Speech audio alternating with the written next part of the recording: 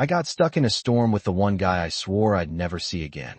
And somehow, the universe thought giving us one bed was funny.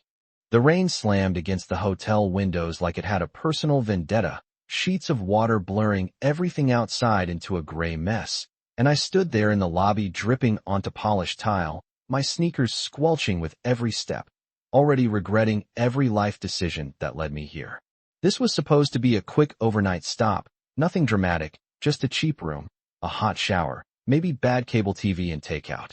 Instead, the power flickered overhead, the wind howled like something alive, and the only person behind the front desk was him. Lucas Hayes. Of course it was him. My brain did that thing where it just stopped. Blank. Like it hit a wall and bounced. He looked exactly the same. Taller than I remembered, which made no sense because people don't just grow inches out of spite.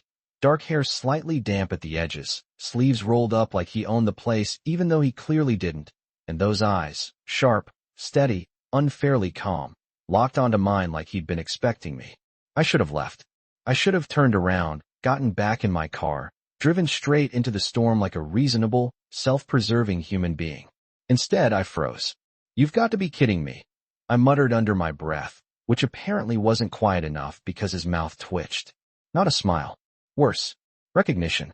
The kind that said he knew exactly who I was and exactly why I looked like I wanted to disappear into the floor. The clerk beside him, some college kid who clearly did not get paid enough to witness whatever this was, cleared his throat. We, only have one room left, he said, glancing between us like he could feel the tension but didn't want to name it. One room. I nodded slowly, like that was fine, like that didn't feel like a setup. Okay, I said, because apparently I enjoy suffering. And, it's just the one bed, he added, and I actually laughed. A short, broken sound that came out of me before I could stop it. Of course it was. Of course. Because why wouldn't the universe pile on just a little more? I didn't look at Lucas. I couldn't. Not yet. Not when my brain was already replaying that night. The one I definitely wasn't thinking about. The one I left without a word. The one that made me block his number like that would erase it. I'll take it, I said anyway, because the storm outside sounded like it was ready to rip the roof off, and leaving wasn't an option anymore. The keycard slid across the counter. My fingers brushed his for half a second as I grabbed it, and that was enough. Too warm. Too familiar. My chest tightened like something had just clicked back into place that I'd spent a year pretending didn't exist. Still running. Lucas said quietly, voice low, almost lost under the thunder, but not enough. Never enough. I swallowed, finally looking at him. And yeah, that was a mistake. Way too close. Way too much. Not tonight, I said, even though my pulse was already trying to prove me wrong. Another flash of lightning lit up the lobby, casting sharp shadows across his face, and for a second, neither of us moved. Just stood there, caught between what happened and whatever this was about to become. Then the lights flickered again, harder this time, and everything went dark. The darkness hit all at once, thick and immediate, like the world had been unplugged without warning. And for a second nobody moved, nobody breathed. Just the echo of the storm rattling the windows, and the low hum of something mechanical dying out somewhere behind the walls. And then someone cursed softly at the front desk, followed by the faint shuffle of a drawer opening. But all I could focus on was him, because somehow the dark made everything louder, sharper, closer, like I could feel where he was without even seeing him, which was a problem, a very big problem, because I had spent an entire year pretending I did not remember exactly what it felt like to stand this close to Lucas Hayes. And now here we were again, same space, same air, same impossible gravity pulling me 2 inches closer than I should have been, and I hated that my first instinct was not to step back, but to stay exactly where I was, like my body had already made a decision my brain was still arguing against. Backup generator should kick in, the clerk said somewhere to our left, his voice uncertain, which was not comforting, not even a little, because the lights did not come back, not right away, and the storm outside only got louder, thunder rolling through the building like it was testing the walls, and I exhaled slowly, trying to get a grip, trying to remember how to be normal in a situation that was aggressively not normal. You always pick great timing, Lucas said, and there it was, that tone, dry, almost amused, Like we were standing in line for coffee instead of trapped in a blackout with unresolved history hanging between us, and I let out a short breath that might have been a laugh if I were a better person. "Oh yeah, I planned this whole storm just to inconvenience you," I shot back, because sarcasm was safer than honesty and definitely safer than whatever this tension was trying to become. A faint click sounded, and then a small, flickering light appeared behind the counter, one of those emergency lanterns casting a soft, uneven glow that turned everything into shadows and edges, and suddenly I could see him again. Just enough. The line of his jaw, the way his shoulders were squared but not tense, like he was completely at ease in a situation that had my nerves doing acrobatics, which felt unfair, deeply unfair. "Rooms on the second floor," the clerk said, sliding the lantern toward us like we were about to embark on some kind of questionable adventure. "Elevators down, so you will have to take the stairs." Great. Perfect. Nothing like climbing stairs in the dark with the person I had absolutely unfinished business with. I grabbed the lantern, careful not to brush Lucas again, which required more effort than it should have, and turned toward the hallway. "After you," he said, and I did not like how close his voice was, not when it wrapped around my focus like that, not when it made my chest feel too tight for a simple conversation. I started walking, the beam of light bouncing slightly with each step, casting long shadows ahead of us, the hallway stretching out in that quiet, almost cinematic way that made everything feel more intense than it probably was. And I could hear him behind me, steady, unhurried, matching my pace without trying to overtake it, which somehow made it worse, because it meant he was choosing to stay there, just close enough. "You blocked my number," he said after a few seconds, like he was commenting on the weather, and I almost missed a step. Of course he would bring that up now, of course, because why would this night be easy? "Yeah," I said, because there was no point pretending otherwise, not anymore. Not when the past was already standing between us like a third person in the hallway. "You left without saying anything," he added, softer this time. And that one landed differently, quieter but heavier, like it carried more than just the words themselves. I tightened my grip on the lantern, watching the light shake just slightly, betraying more than I wanted it to. "I had my reasons," I said, which sounded weaker out loud than it did in my head.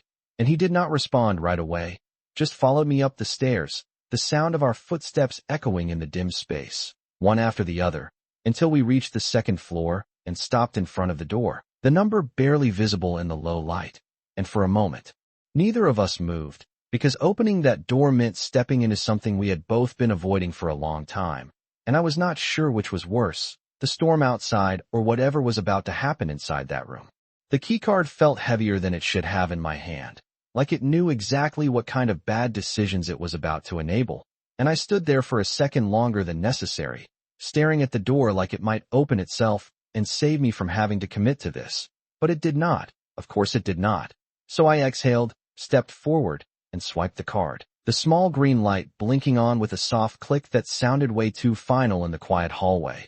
And then the door opened just enough to let a thin strip of darkness spill out, because of course the power situation extended in here too, which was perfect, just perfect. I pushed it open slowly, the lantern casting a soft glow into the room, revealing pieces of it in fragments, a small desk, a chair, a window rattling faintly from the wind outside, and then the bed, right in the center, large enough to make a point but not large enough to ignore. One bed, no confusion, no escape clause, just a very clear situation that made my stomach twist in a way I refused to analyze. "Well," I said, because apparently I needed to say something, anything, to break the silence before it swallowed me whole. "This is efficient, smooth, really smooth." I stepped inside, setting the lantern down on the desk like that would somehow stabilize the entire situation. The light flickering slightly, as if it also felt awkward about being here. Lucas followed a second later, closing the door behind him with a quiet click that sounded even louder than the one before, sealing us in. And that was when it really hit me. The space, the proximity, the fact that there was nowhere else to go, no hallway to retreat to, no front desk to linger at, just this room and the two of us standing in it like we had been dropped into a scenario and neither of us could pretend was accidental anymore. "You can take the bed," I said quickly, turning slightly away as if that would make it Less obvious that I was overthinking every possible outcome. I will take the floor. There, problem solved, distance created, emotional stability preserved. Except, no. Lucas said, simple, immediate. And I blinked, because of course it was not going to be that easy. We are not doing that. He added, stepping further into the room like he had already decided how this was going to go. Which, to be fair, he probably had, because Lucas Hayes always seemed like the kind of person who made decisions and then just expected the world to adjust accordingly. It is one night, he continued, voice calm but firm, like he was explaining something obvious. We can share a bed without it turning into a crisis. I opened my mouth, closed it, opened it again, because there were at least 10 different responses fighting for dominance in my brain, none of them helpful, all of them slightly panicked. Speak for yourself, I muttered finally, because sarcasm was still my best defense mechanism. Even when it was clearly failing me, he exhaled through his nose, not quite a laugh, but close enough to make my chest feel tight again. Ethan, he said, and that was worse, hearing my name like that, steady, grounded, like he was trying to anchor something between us that I was still pretending did not exist. We are not strangers. And there it was, the thing we had been dancing around since the lobby, said plainly, without hesitation, and I looked at him then. Really looked, the lantern light catching just enough of his expression to make it impossible to misread. No teasing, no distance, just something honest and a little too direct for my comfort. That is kind of the problem, I said quietly. Because pretending was getting harder by the second, the storm outside surged again. Wind pressing against the windows hard enough to make the glass tremble, and for a moment the entire room felt smaller, closer, like it was folding in on us. I rubbed a hand over the back of my neck, trying to shake off the tension that had settled there. Fine, I said after a second, because arguing would not change the situation and leaving was not an option. We share the bed. The words felt strange coming out of my mouth, heavier than they should have been, but also inevitable, like this had been decided the second I stepped into that lobby and saw him again. Lucas nodded once, like that settled it, and moved toward the bed, unbothered, composed, like this was just another night. While I stood there for a second longer, watching him, realizing that the storm outside might not be the thing I should be worried about, because whatever was building in this room felt a lot harder to ignore. The silence that followed felt louder than the storm, like the room itself was holding its breath, waiting to see what we would do next, and I became painfully aware of everything all at once. The faint hum of the lantern, the rain hitting the window in uneven bursts, the way the air felt warmer than it should have for a place with no power, and him, standing just a few feet away, completely unbothered, like sharing a bed with someone you had unresolved history with was just another Tuesday night, which was deeply unfair, because my brain was currently running through every possible way this could go wrong and landing on all of them.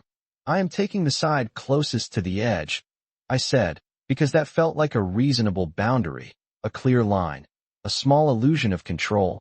Lucas glanced at me, one eyebrow lifting slightly like he found that detail unnecessary but was not going to argue it. If that helps you sleep, he said, and I narrowed my eyes, because it was not about sleep and he knew it, which somehow made it worse. I turned away before I could respond, focusing instead on practical things, like removing my damp jacket, wringing out the hem slightly over the sink, anything that did not involve looking at him for too long, because every time I did, something in my chest tightened in a way that felt suspiciously like recognition, like memory, like something I had spent too long pretending was not there.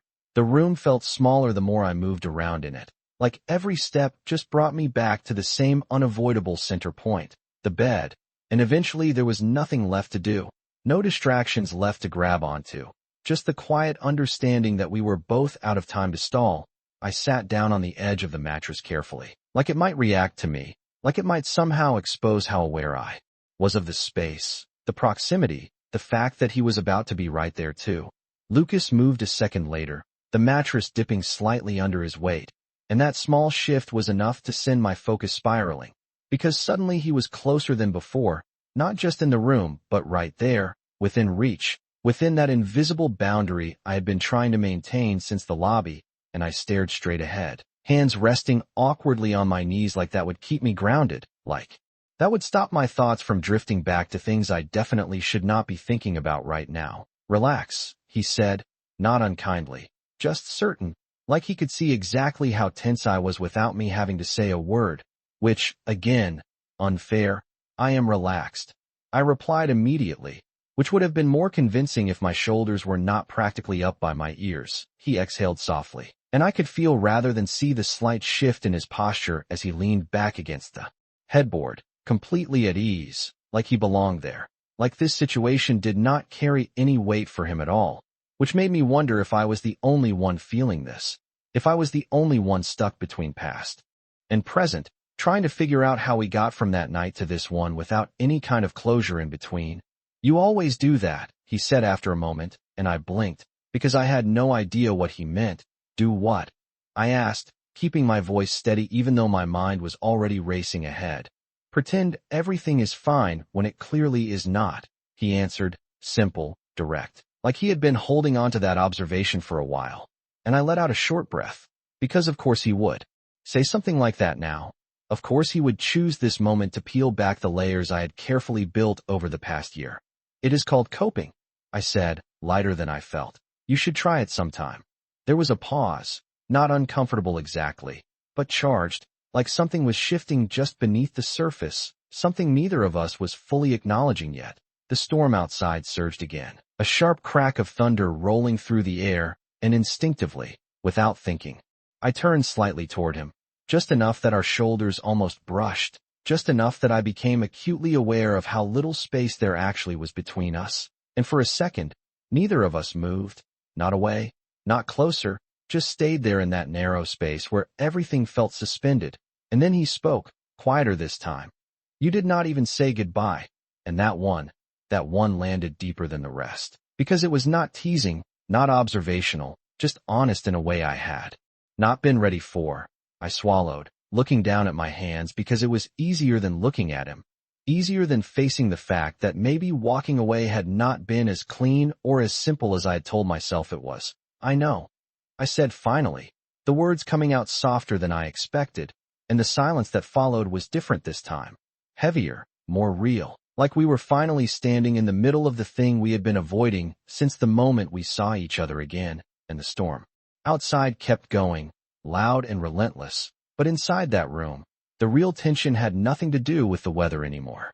The word hung there between us longer than it should have, soft but heavy, like it carried more than just a missed goodbye, and I could feel the shift in the air again, subtle but undeniable, like something had finally cracked open and neither of us could pretend it had not. I kept my eyes on my hands for a second longer, tracing the faint lines on my knuckles like they might offer an escape route, but they did not. And when I finally looked up, Lucas was already watching me, not intense, not confrontational, just steady, like he was waiting, like he had been waiting for a while, which made my chest tighten in a way I did not want to examine too closely.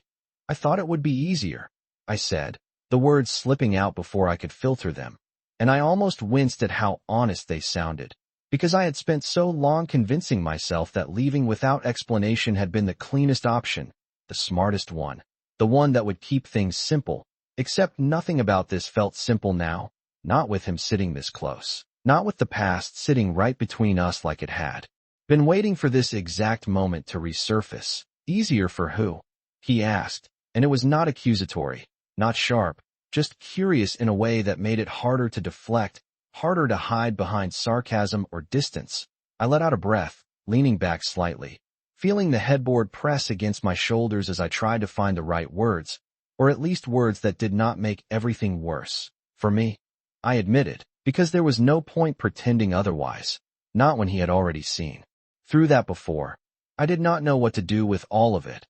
I gestured vaguely between us, because naming it felt like too much, like saying it out loud would make it real in a way I was not prepared for. The lantern flickered slightly, casting shifting shadows across the room, and for a second, it felt like we were suspended in that dim, quiet space, separate from everything outside, separate from the storm, from the rest of the world, just the two of us, and whatever this unresolved thing was. Lucas did not respond right away, and that silence stretched, not uncomfortable, but full, like he was actually considering what I had said instead of dismissing it or pushing back. which somehow made me more aware of.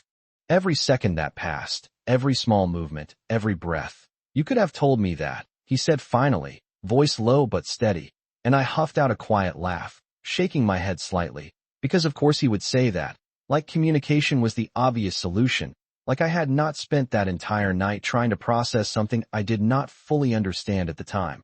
"Yeah.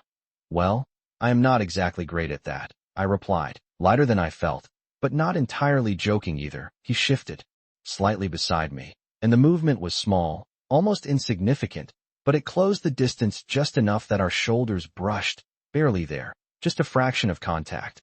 But it was enough to send a quiet jolt through me. Not dramatic, not overwhelming, just noticeable, like my body had been waiting for that confirmation, that reminder, and I stilled instinctively, not pulling away, not leaning in, just staying right there in that narrow space where everything felt a little too real. "You are still doing it," he said softly, and I frowned slightly, glancing at him. "Doing what?" I asked, even though I had a feeling I already knew. "Acting like this does not matter," he answered, and there was something different in his tone now. Not frustration exactly, but something close to it, something that made it clear he was not as unaffected as he looked earlier. And that realization hit me in a way I was not expecting, because I had spent so much time assuming I was the only one carrying this weight, the only one who had walked away and then thought about it more than I should have. But now, sitting here, hearing him say that, it did not feel one-sided anymore. It felt shared, and that was somehow more unsettling than anything else. The storm outside cracked again, a sharp burst of thunder followed by a flash of light that briefly illuminated the room. And in that split second, everything felt clearer, sharper, like the distance I had been trying to maintain was thinner than I wanted it to be. I shifted slightly, turning just enough to face him more directly. And this time, I did not look away. "It matters," I said quietly, because there was no point denying that anymore. Not when it was obvious in every glance, every pause, every word we were choosing carefully, and every one we were not. His expression changed just slightly, not dramatic, just enough that I noticed, like something in him had been waiting to hear that, and for a second, neither of us spoke, just sat there in that dim light, closer than we had been all night, closer than we had probably ever allowed ourselves to be without deflecting or stepping back. And then, without thinking, I let out a small breath and added, "I just did not know if it mattered to you too." And that was the real question, the one I had been avoiding since the moment I left, the one that had followed me longer than I wanted to admit, and now it was out there, hanging between us, impossible to take back, and the silence that followed felt different again, not empty, not uncertain, but full of something that had not been said yet, something that was about to change everything if we let it. The question lingered in the air like it had weight, like it had been waiting a long time to finally be asked, and for a second Lucas did not answer, which somehow made everything louder, the storm, the quiet hum of the lantern, even my own heartbeat, because now I was aware of it in a way that felt impossible to ignore, every second stretching just a little too long, every breath feeling just a little too noticeable, and I almost regretted saying it, almost reached for something lighter, something easier to fill the silence. But before I could, he shifted slightly beside me, not away, not back, just enough to turn fully toward me, and that small movement changed everything, because now there was no distance left to hide behind, no angle to pretend we were not exactly where we were.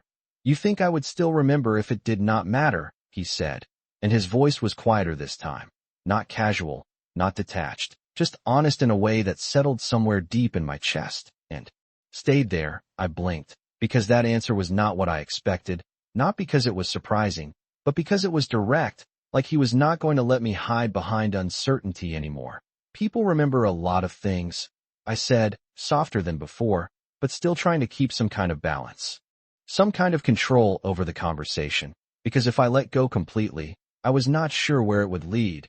He watched me for a second, and there was something in his expression, something steady and almost frustratingly calm, like he had already figured something out that I was still struggling to catch up to. "Not like that," he replied, and the way he said it, simple, certain, made it clear he was not talking about just memory, not just a passing moment, and that realization hit me in a way that made it hard to look away, because suddenly everything felt clearer, like the tension I had been trying to define finally had a shape, a meaning, something real instead of something I could dismiss. The lantern flickered again, the light dipping for a second before returning, casting shadows that moved across his face, across the room.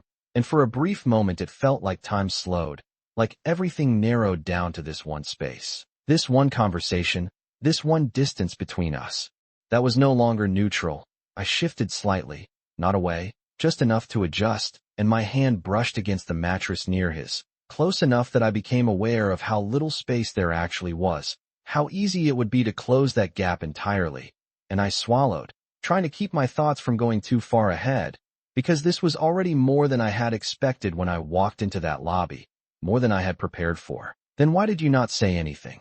I asked, because if we were being honest now, if we were actually standing in this moment without pretending, then that question mattered too, and he did not hesitate this time, did not look away or deflect, just met my gaze with the same steady expression that had been unsettling me all night.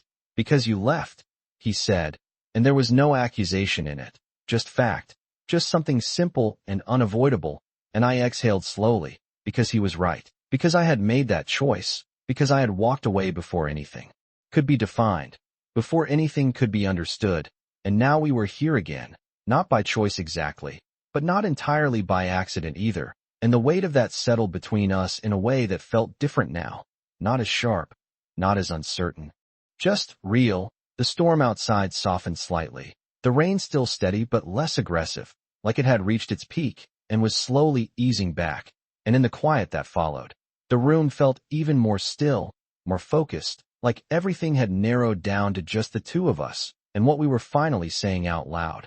I let out a small breath, glancing down for a second before looking back up, because I did not want to avoid it anymore. Not when we had already come this far. I did not think you would want me to stay, I admitted, and that felt like the last piece, the last thing I had not said. The reason I had convinced myself leaving was the right choice, and for the first time since this started, since the lobby, since the hallway, since the moment we saw each other again, Lucas's expression shifted in a way that was not subtle, not hidden, just clear, like something in him reacted to that, something that had been held back until now, and he leaned slightly closer, not enough to overwhelm, just enough to close the space between us in a way that felt intentional, deliberate. You did not give me the chance to decide that, he said, and the words were quiet but they landed hard, not because of how they sounded, but because of what they meant, because suddenly it was not just about what happened, not just about that night. It was about everything that came after, everything that did not happen because I chose to leave before it could, and I felt that realization settle in my chest, heavier than anything else so far, but not overwhelming, just clarifying, and for a second, neither of us moved, just stayed there in that narrow space where everything felt suspended again, except this time it was different. This time it did not feel like something we were avoiding. It felt like something we were finally stepping into, and I realized, slowly, quietly, that whatever this was, whatever had started that night and never really ended, it was still here, still present, still waiting to be acknowledged in a way we had both avoided until now. And for the first time since the storm started, since the lights went out, since everything fell into place in a way that felt too intentional to ignore, I did not feel like running. The space between us did not feel like space anymore. It felt like a decision, like something fragile and immediate that could shift with the smallest movement.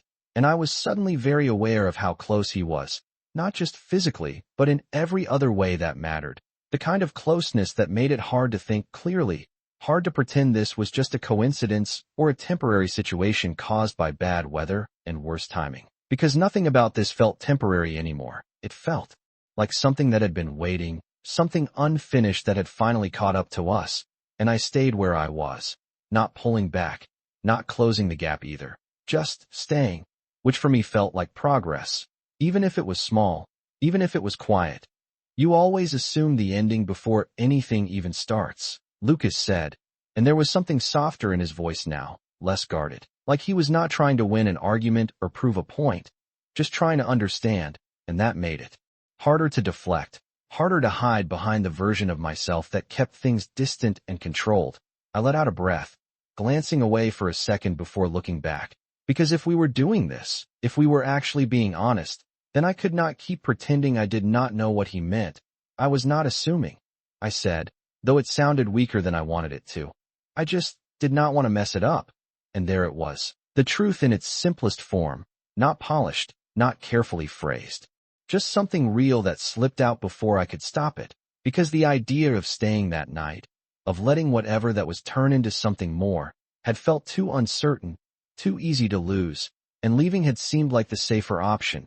Even if it did not feel like it now, Lucas's expression shifted slightly, not surprised exactly, but attentive, like he was actually listening instead of just waiting for his turn to speak, which made my chest tighten again in that quiet, frustrating way that I was starting to recognize. You did not mess anything up, he said, and it was simple, but it landed harder than I expected, because I had spent so long thinking the opposite, convincing myself that leaving had been damage control, that staying would have complicated things beyond repair, and now, hearing him say that, it made me question all of it, the choices, the assumptions, the way I had rewritten that night in my head to make it easier to walk away from. The lantern flickered again, the light dimming for just a second before stabilizing, and in that brief moment of shadow, everything felt closer, like the edges of the room had softened, like the distance between us had narrowed. Even more without either of us moving.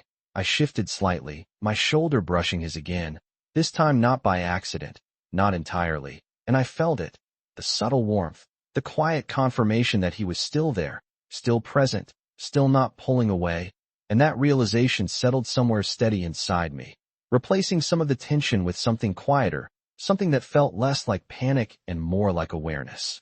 Then why does it feel like I did? I asked, because that question had not gone away, had not faded with time the way I thought it would. And he was quiet for a second, not avoiding, just considering, like he was choosing his words carefully, which made me focus on him even more, on the way his expression shifted slightly, on the way he seemed more open now than he had been earlier. Because you left before you could find out what it was, he said finally. And that made sense in a way that was almost frustrating, because it was so simple, so obvious, and yet it was something I had avoided facing for so long. The idea that maybe the uncertainty I had been trying to escape was the very thing that had made it meaningful, that leaving had not solved anything, had not protected anything. It had just paused it, and now we were here again, picking it back up like no time had passed, like it had been waiting for this exact moment to continue. The storm outside softened further, the rain steady but quieter now, like it was fading into the background, and for the first time, it did not feel like the main focus. It felt distant, almost irrelevant compared to what was happening in this room. I let out a small breath, leaning back slightly, but not breaking the contact between our shoulders, not creating distance, where there had not been any before. And for a moment, everything felt still, balanced, like we had reached a point where neither of us was trying to pull away or push forward too fast, just existing in it. So what happens now? I asked quietly, because that was the only question left, the only one that mattered moving forward.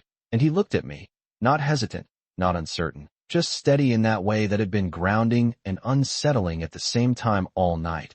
And then he said, that depends on whether you are still planning to leave in the morning. And that was not just a question. It was something more, something that shifted the entire direction of the night. Because suddenly it was not just about what had already happened. It was about what we were going to do next. And for the first time since I walked into that lobby, I realized I did not actually know the answer. The question stayed there, quiet but heavy, and I felt it settle somewhere deeper than I expected, because it was not just about the morning. It was about everything that came after, everything I had avoided the first time by walking away before it could mean something real. And now I was sitting here again. Same person, same tension, same possibility. Except this time I did not have the excuse of distance or time or convenience. Just the truth of it sitting right in front of me, waiting for an answer I was not sure I was ready to give. I let out a slow breath, my gaze dropping for a second before lifting back to him. Because avoiding it now would feel worse than saying the wrong thing. I do not know, I admitted, and the honesty in that felt different this time. Not like uncertainty I was trying to hide, but something I was actually allowing to exist. And Lucas did not look surprised, did not push, just nodded slightly like he expected that, like he understood that I was still figuring it out in real time, which made something in my chest loosen just a little. That is better than pretending you already decided, he said, and there was a quiet approval in his voice that I was not expecting, something small but steady, like he was meeting me halfway instead of waiting for me to get everything right, and that, somehow, made it easier to stay where I was, to not retreat back into old patterns. The lantern flickered again, the light dipping lower this time before stabilizing, softer now, more muted, casting everything in a warm, dim glow that made the room feel smaller, more contained, like the outside world had faded even further away. The storm now just a distant rhythm instead of a constant interruption, and I became aware again of how close we were. Not just shoulder to shoulder, but closer than that in the way our focus kept returning to each other, like the space around us had narrowed to just this moment, just this conversation, just this quiet shift in something neither of us was naming directly. I shifted slightly, my hand moving without much thought until it rested on the bed between us, closer than before, not touching him, but close enough that the distance felt intentional instead of accidental, and I noticed the way his gaze flicked down for just a second, not surprised, just aware, like he was tracking the same changes I was, feeling the same subtle shifts without needing them explained. "You are not making this easy," I said quietly, and it was not really a complaint, more like an observation, because the way he stayed calm, steady, present, it made it harder to hide, harder to pretend this did not matter, harder to step back when part of me was already leaning in. "It is not supposed to be easy," he replied, just as quietly, and there was something in that, something that felt like an answer to more than just the situation, something that acknowledged that whatever this was, whatever it had been from the start, it was not simple or clean or easy to define, and maybe it never had been. I let out a soft breath, my fingers curling slightly against the fabric of the blanket as I tried to steady the way my thoughts were shifting, because the more we talked, the less this felt like something I could control, and the more it felt like something I had to actually experience, to sit in without trying to rewrite or escape it. I kept thinking about that night, I said before I could stop myself, and the moment the words left my mouth, I felt the weight of them settle in the space between us, because that was not something I had planned to admit, not something I had prepared to say, but it was true, undeniably true, and pretending otherwise felt pointless now. Lucas did not interrupt, did not react immediately, just watched me with that same steady focus, giving me space to continue or not, and I swallowed, pushing through the hesitation that tried to pull me back. Not just what happened, but what it could have been, I added. Softer now, because saying it out loud made it real in a way I could not take back. And for a second, everything felt suspended again, like the room itself had paused to listen, the storm barely audible now, the lantern humming quietly as it held its dim glow. And then Lucas shifted, just slightly, his hand moving across the bed until it rested closer to mine, not touching, not yet, but close enough that I could feel the warmth of it, the presence of it, and that small movement said more than anything else had all night, because it was not rushed, not forced, just intentional, like he was meeting me in that same space, that same moment, and for the first time since this started, since the lobby, since the question, I felt something settle into place, not certainty, not clarity, but something close, something that felt like we were finally on the same side of whatever this was, and neither of us moved away. The space between our hands felt smaller than ever now, not just a gap, but something charged, something aware, like it had weight and meaning all on its own, and I could feel it in the way my breath slowed slightly, in the way my attention narrowed until it was just that point between us, his hand resting there, close enough that I could feel the warmth of it without contact, close enough that the absence of touch felt louder than anything else in the room, and I did not move, did not pull back, did not fill the space with words that would break whatever this was becoming, because for the first time, silence did not feel like avoidance, it felt like understanding, like something shared without needing to be explained. Lucas shifted slightly, not away, just enough that his fingers brushed against mine, barely. There, a light contact that sent a quiet jolt through me, not sharp, not overwhelming, just enough to make me inhale softly, like my body had been waiting for that confirmation without realizing it. And he did not pull back either, did not turn it into something bigger than it was, just let the contact exist, simple, steady, intentional. and that made it harder to pretend this was accidental, harder to dismiss it as coincidence or proximity, because nothing about this felt unintentional anymore. "You are thinking too much again," he said quietly, and I almost laughed at that, because of course I was. Of course my brain was still trying to analyze something that clearly was not meant to be understood in that way. "That is kind of my thing," I replied, softer than before, but there was less tension in it now, less need to deflect, because I was not trying to run from this moment anymore. I was in it, fully, even if I did not have all the answers yet. His thumb moved slightly, not a full gesture, just a small shift that brushed more firmly against my fingers, and that tiny movement said more than anything else had all night, because it was not hesitant, not unsure, just present, like he was grounding himself in the same way I was. And I felt something in my chest settle again, something that had been restless for too long finally finding a place to rest. The storm outside had softened to a steady rain now, the sharp edges of thunder gone, leaving behind a quiet rhythm that matched the slower pace of everything inside the room. And for a moment, it felt like time had adjusted to us, not rushing, not forcing anything forward, just letting it unfold at its own pace. "I did not forget either," he said after a second, and I stilled slightly, because even though I had guessed, even though part of me had hoped, hearing it out loud was different, heavier in the best way, like it confirmed something I had not let myself fully believe. I turned my head just enough to look at him, really look this time, and there was no distance in his expression, no guarded edge, just something open and steady that made it impossible to look away. "Then why did you act like it did not matter?" I asked, because if we were being honest, then that question belonged here too, and he did not hesitate, did not look away, just met my gaze with the same quiet certainty that had been building all night. "Because you made it clear you did not want it to," he said, and that hit differently, not sharp, not accusatory, just honest in a way that made me pause, because he was right in his own way. I had left. I had closed that door before either of us could decide what it meant, and hearing it from his side, hearing how it looked to him, it shifted something in my understanding of that night, of everything that followed. "I thought I was making it easier," I said, almost to myself, because that had been the logic, the justification, the thing I had repeated enough times to believe.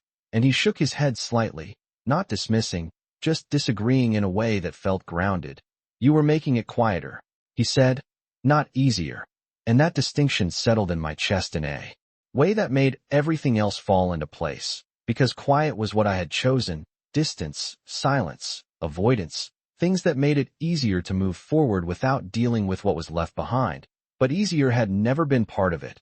Not really. I exhaled slowly, my fingers shifting slightly against his, this time not by accident, not just reacting, but choosing to stay in that contact, to acknowledge it instead of ignoring it. And he responded in the same quiet way, not gripping, not pulling, just there, present, and that felt like an answer on its own, like something we did not need to say out loud. "So what are we doing now?" I asked, softer than before, because the question felt different now, not uncertain in the same way, but open, like it was no longer about what had already happened but about what we were choosing next. And he did not answer right away, just looked at me with that same steady focus, like he was giving me the space to realize it for myself. And for a second, I just stayed there, feeling the warmth of his hand against mine, the quiet rhythm of the rain, the absence of distance where there had been so much before.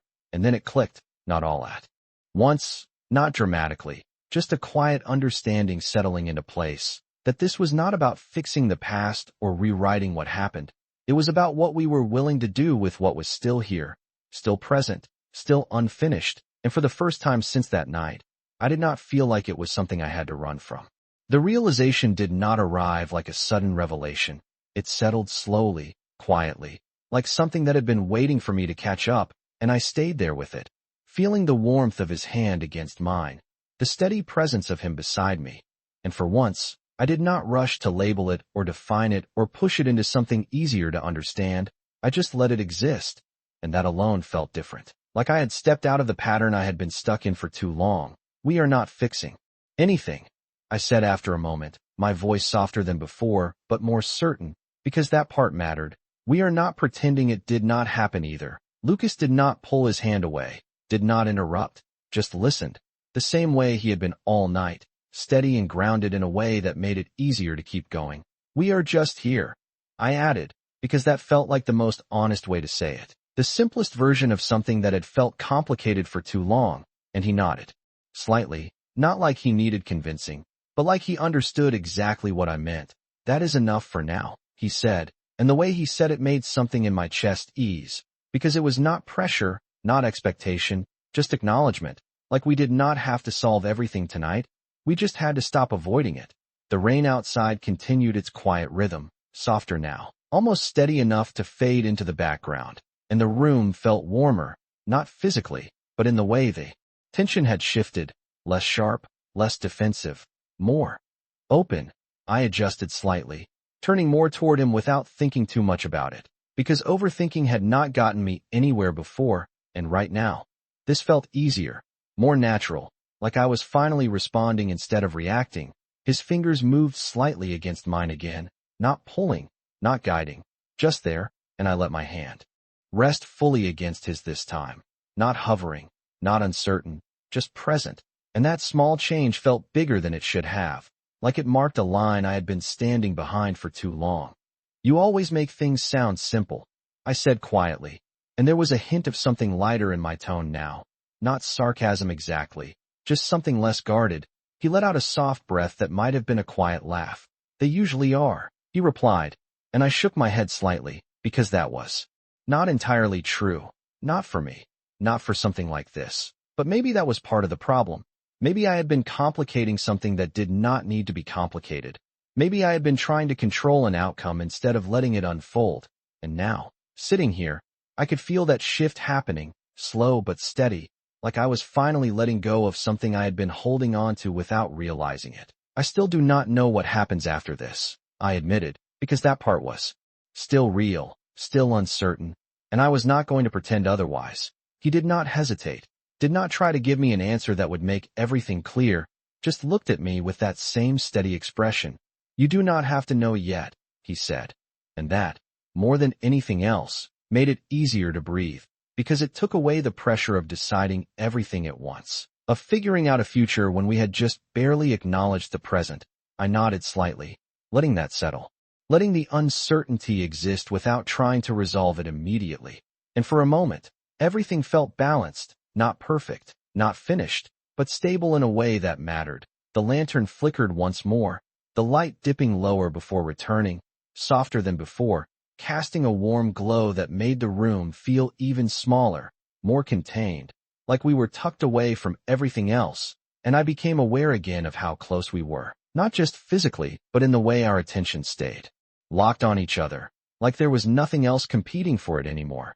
I shifted slightly, not away, just enough to lean back more comfortably against the headboard, and he adjusted with me, the movement natural, unforced, like we had already found a rhythm without realizing it. And for a second, I just sat there, feeling it, the quiet, the closeness, the absence of distance where there had been so much before, and it did not feel overwhelming. It did not feel like something I needed to escape. It felt right, not in a dramatic way, not in a way that solved everything, but in a way that made sense, like this was where we were supposed to be, at least for now, and I realized, slowly, that maybe that was enough. Maybe that was all we needed to focus on, not the past, not the future, just this moment, this space, this quiet understanding that we were finally choosing not to walk away from it. And for the first time, that choice did not feel like a risk. It felt like something worth staying for.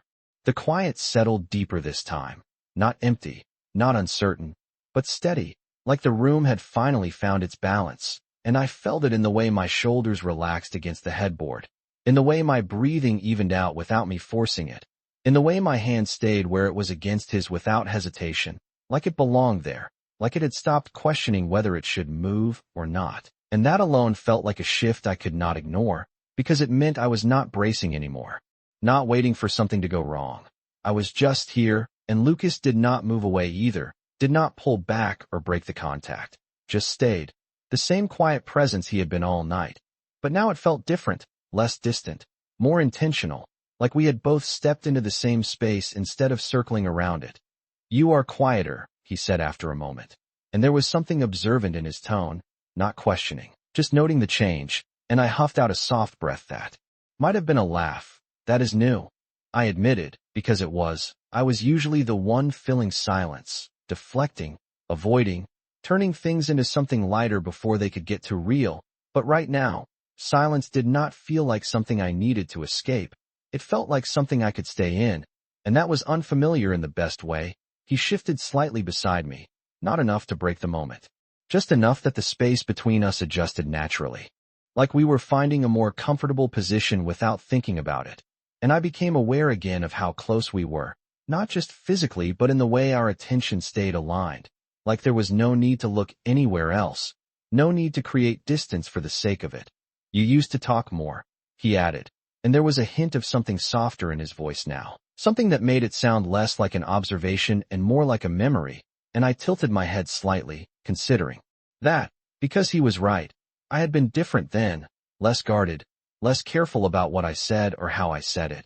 Before I started overthinking everything, before I started trying to control outcomes that were never meant to be controlled, I used to think less, I replied, and that earned a quiet exhale from him that almost sounded like agreement. That explains a lot, he said, and there was a faint trace of humor in it now, subtle but enough to make something in my chest feel lighter. Like the tension had shifted again, not gone, but transformed into something easier to hold, easier to exist with. I glanced at him, catching the slight curve at the corner of his mouth, not quite a smile but close, and it felt strange how much that small detail mattered, how much it grounded the moment in something real instead of something uncertain.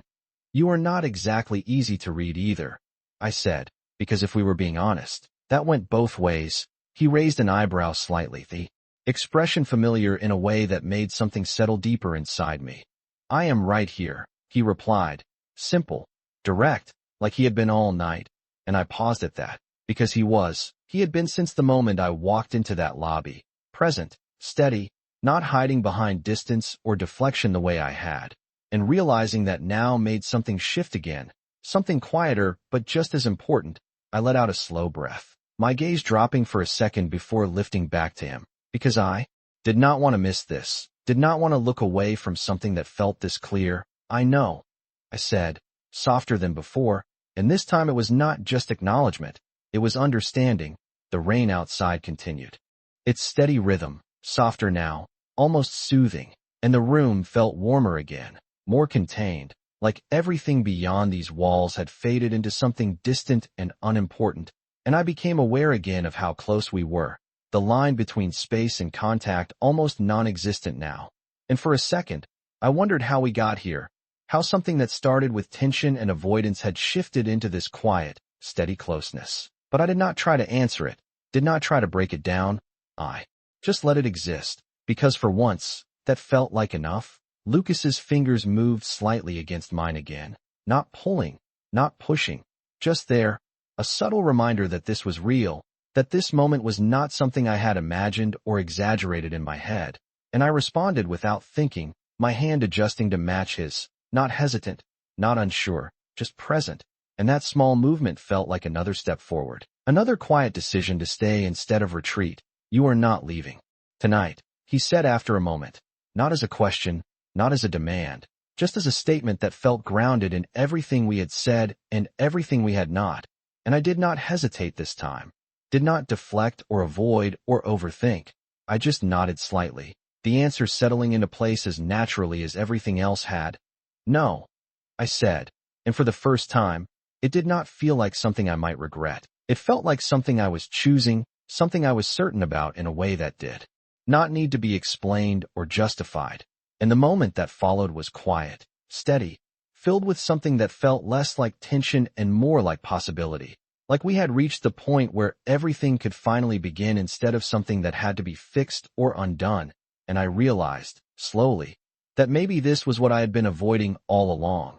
Not the uncertainty, not the complexity, but the possibility of something real, something that required me to stay instead of run. And now that I was here, actually here, it did not feel overwhelming anymore. It felt right. The words settled between us like something final and unfinished at the same time, and I could feel the shift it created, subtle but undeniable, like the moment we crossed from hesitation into something real. And for a second neither of us spoke. Not because there was nothing left to say, but because suddenly there was too much, too many things that could be said now that we had stopped pretending this did not matter, and I stayed where I was, my hand still against his. The warmth of it steady and grounding in a way I had not expected, like it was anchoring me in this moment, keeping me from slipping back into old instincts. Good, Lucas said quietly, and it was such a simple word, but the way he said it made something in my chest tighten and ease at the same time. Like he had been waiting for that answer without pushing for it, like it mattered to him more than he had let on earlier, and I glanced at him, catching the way his expression had softened just slightly, not dramatic, not obvious, but enough that I noticed, enough that it stayed with me. The lantern flickered again, the light dipping lower, softer now, casting everything in a muted glow that made the room feel even more removed from everything else, like we were suspended in this space where time moved differently, slower, quieter, and I shifted slightly, not away, just enough to get more comfortable, my shoulder brushing his again, this time without hesitation, without that instinctive pullback that had been there before, and he did not move away either, just adjusted naturally, like we had already settled into this shared space without needing to think about it. You are not overthinking this anymore, he said after a moment, and there was something almost curious in his tone, like he was noticing the change as it happened, and I let out a soft breath, considering that, because he was right. I was not spiraling through possibilities or trying to predict outcomes. I was just here, and that felt new, unfamiliar but not uncomfortable. I think I am tired of doing that, I admitted, because that was the truth. I was tired of analyzing something that clearly was not meant to be broken down into neat, controlled pieces, tired of trying to protect myself from something that did not feel like a threat anymore. He hummed softly, a quiet acknowledgement rather than a response, and the sound of it settled into the quiet between us in a way that felt steady, reassuring. The rain outside continued its soft rhythm, almost soothing now, and I found myself focusing on it for a second, on the way it filled the silence without overwhelming it, on the way it matched the slower pace of everything inside the room. And when I looked back at him, he was already watching me, not intensely, not in a way that made me want to look away, just present, like he was paying attention without trying to read too much into it. And that made it easier to hold his gaze, easier to stay in that moment without second-guessing it. You are different tonight, he said, and there was something thoughtful in his voice, like he was trying to place it, trying to understand what had shifted, and I tilted my head slightly, because I had been thinking the same thing, feeling it without fully naming it. Maybe I just stopped running, I said, and that felt closer to the truth than anything else I had come up with, because the difference was not in him, it was in me, in the way I was choosing to stay instead of leaving before things could get complicated. He nodded slightly, like that made sense to him, like it fit into whatever he had been observing all night, and for a second, the room felt even quieter, like everything had settled into a rhythm that did not need to be disrupted. I shifted my hand slightly, my fingers brushing more fully against his this time, not testing, not hesitant, just there, and he responded in the same quiet way, his fingers adjusting to meet mine without making a big deal out of it, without turning it into something overwhelming. And that was what made it feel real, what made it feel like something we were both choosing instead of something that was happening to us.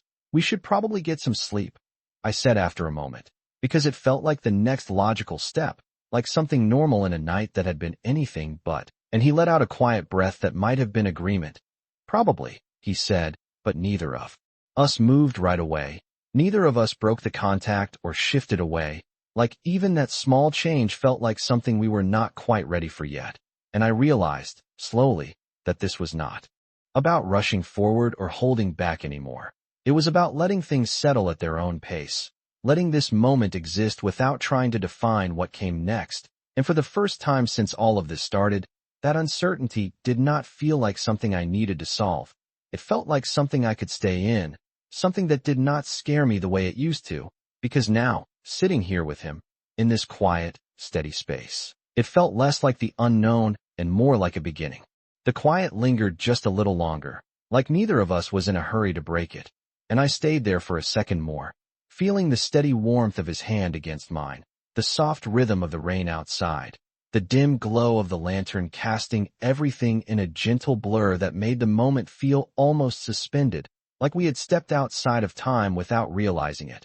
And then, slowly, I shifted, not pulling away completely, just enough to lie back against the mattress, the fabric, cool beneath my shoulders, grounding me in something real again, something physical, something that reminded me this was not just a moment I had imagined. Lucas followed a second later, the movement natural, unspoken, like we had already found a rhythm without needing to discuss it.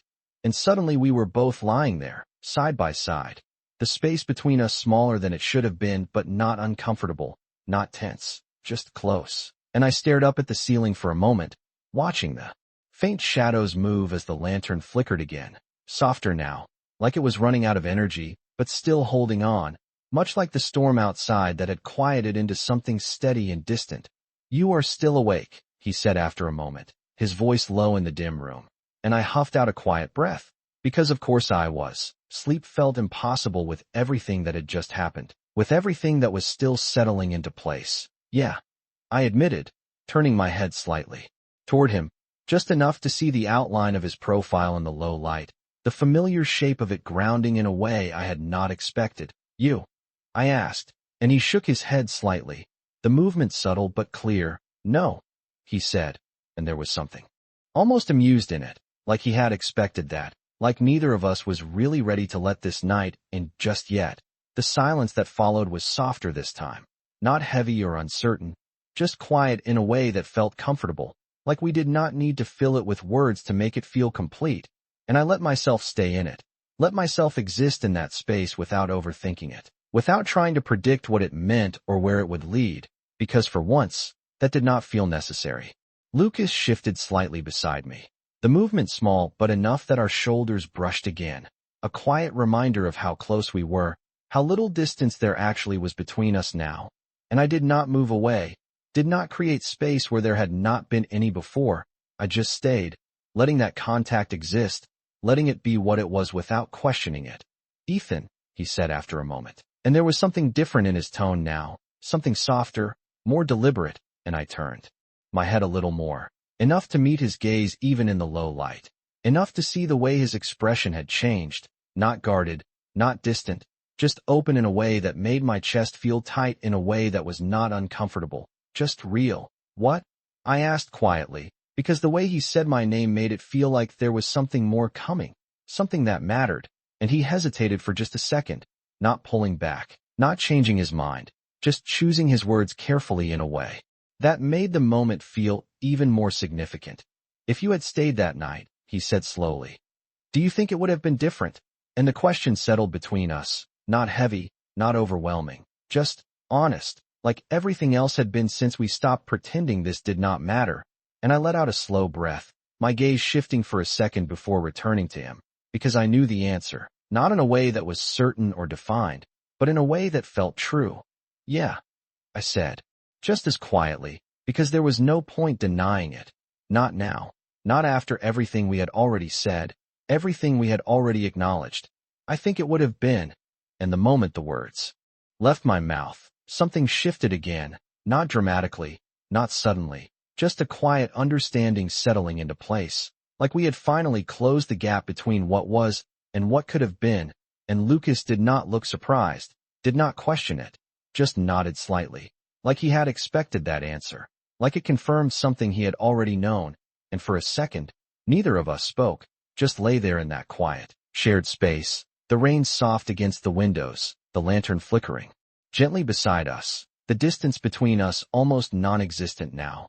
And then, slowly, he turned his head slightly toward me, closing that last small gap in a way that felt natural, unforced, like it had been building toward this all night. And I did not pull back, did not hesitate, just stayed, letting the moment unfold without trying to control it, without trying to define it too quickly. And for a second, everything felt still again, suspended in that quiet space between what had been and what could be. And I realized, slowly, that this was not an ending, not even close. It was just the point where everything finally began. And when the morning came, when the storm cleared and the world outside returned to normal, nothing about this would feel the same anymore, because this time, I was not leaving before it had the chance to become something real.